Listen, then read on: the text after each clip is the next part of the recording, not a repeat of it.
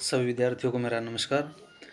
तो जैसा आप सभी जानते हैं कि आज जो दो महत्वपूर्ण पर्व हैं, एक भगवान परशुराम जी की जयंती है और दूसरा हमारा हिंदू धर्म का जो प्रमुख त्यौहार है अक्षय तृतीया। तो सबसे पहले हम भगवान परशुराम जी के बारे में जान लेते हैं।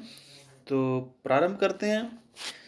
उनके विषय में कहने के लिए तो हमारे पास शब्द नहीं है, लेकिन धार्मिक ग्रंथों के अनुसार भगवान परशुराम का जन्म वैशाख माह की शुक्ल पक्ष की, मैंने आपको शुक्ल और कृष्ण पक्ष ये पहले भी बताए हुए हैं कि शुक्ल पक्ष वो पक्ष होता है जिसमें चंद्रमा पूर्णिमा की तरफ आधा बढ़ता हुआ दिखाई देता है, मतलब चंद्रमा में वृद्धि होती है।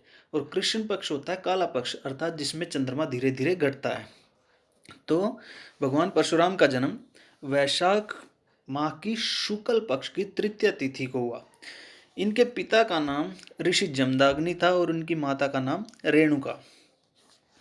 विष्णु के ये 10 अवतारों में छठे अवतार के रूप में जाने जाते हैं, अर्थात सबसे पहले इनका प्रारंभ में नाम राम था और भगवान शिव की तपस्या करने के पश्चात इनको अस्त्र रूप में एक फरसा प्राप्त हुआ था, परशु, जिसका अर्थ होता है फरसा।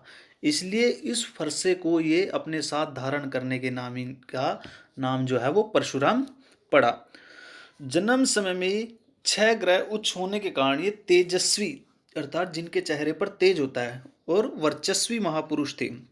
वर्चस्वी अर्थात जिनकी वाणी में शक्ति होती है, वाणी में तेज होता है। सभी प्राणियों का, सृष्टि पर जितने भी जीव हैं, प्राणी हैं, उन सब का भला करना, हित करना इनका जो है एकमात्र लक्ष्य था। न्याय के पक्षधर परशुराम जी दीन दुखियों और शोषितों और पीड़ितों के निरंतर जो है सहायता और रक्षा करते थे। आखिर में परशुराम ने ऋषि कश्यप को पृथ्वी दान कर स्वयं महेंद्र पर्वत पर निवास करने लगे। शास्त्रों के अनुसार ये चिरंजीवी हैं। चिरंजीवी होता है जो सदा हमेशा जीवित रहे, जो आज भी जीवित हैं और तपस्या में लीन हैं। परशुराम सप्त चिरंजीवियों में परशुराम का स्थान है। शास्त्रों के अनुसार, हमारे धार्मिक शास्त्रों में ये कहा गया है कि यहाँ पर 7 चिरंजीवी विराजमान है।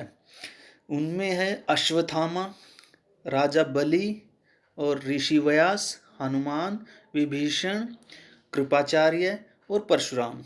परशुराम सप्तदेते इति चिरंजीविन है, अर्थात जो 7वें चिरंजीव है वो परशुराम जी हैं। क्षमाशीलता, इनकी जो विशेषता है क्षमाशीलता। शिव धनुष भंग प्रकरण में लक्ष्मण द्वारा, जो आपकी 10वीं कक्षा में अध्याय है राम लक्ष्मण परशुराम संवाद, जब शिव धनुष को तोड़ देते हैं श्री राम जी, तो उस समय शिव धनुष भंग प्रकरण में, भंग यानी कि उसको तोड़ने के प्रकरण में, लक्ष्मण द्वारा असीमित तर्क, जिसकी कोई सीमा ना हो, तर्क देने के बाद भी श्री राम के अनुरोध पर परशुराम ने उन्हें क्षमा कर दिया। यही नहीं, कर्ण का सत्य उजागर होने के बाद भी उन्होंने समसेत विद्या भूलने के बजाय सिर्फ इतना ही कर्ण को श्राप दिया था कि दिव्यास्त्र चलाना उस समय भूल जाओगे जिस समय इसकी सर्वाधिक सबसे ज्यादा आवश्यकता होगी। दूसरी इनकी विशेषता है दानशीलता। सहृदयी और दानशीलता का अंदाजा इस बात से लगाया जा सकता है कि जब उन्होंने अश्वमेध यज्ञ किया और पूरी दुनिया को जीत लिया, उसके बाद संपूर्ण धरा, धरा होती है पृथ्वी, संपूर्ण पृथ्वी को दान कर दिया और खुद स्वयं महेंद्र पर्वत पर चले गए। भगवान परशुराम अपने जीवन भर की कमाई ब्राह्मणों को दान में देकर तभी द्रोणाचार्य उनके पास पहुंचे थे, जब तक सब कुछ दान कर चुके थे भगवान परशुराम।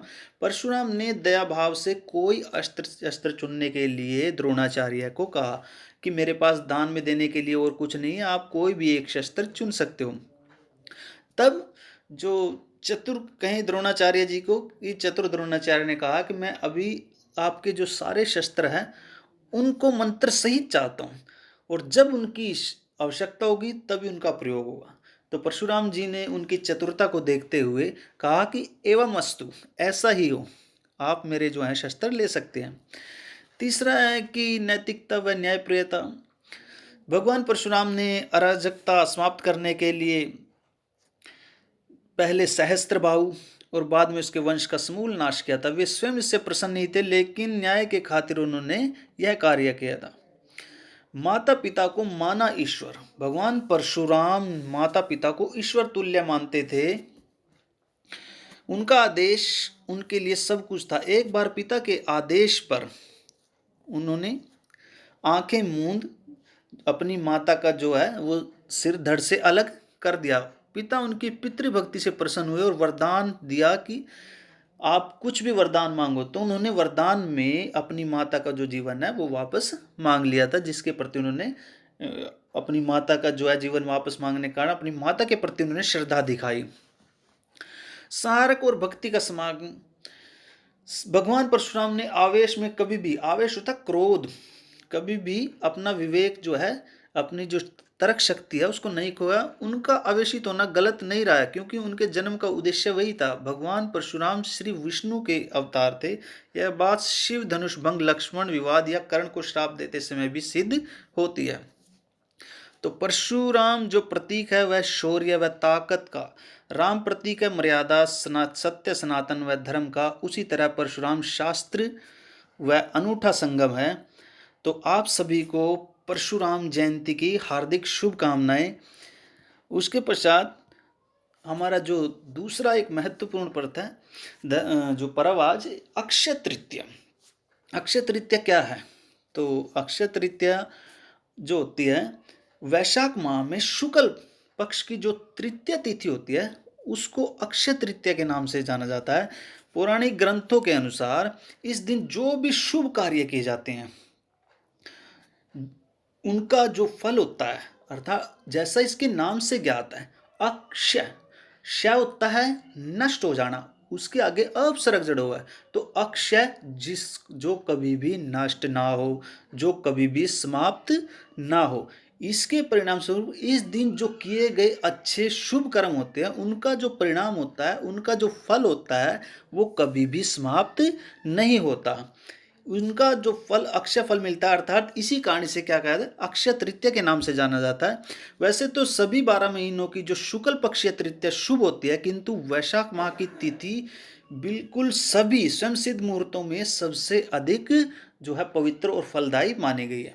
तो ये दो पर्व आज हमारे थे। तो आप सभी को परशुराम जयंती एवं अक्षय तृतीया की बहुत बधाई। धन्यवाद।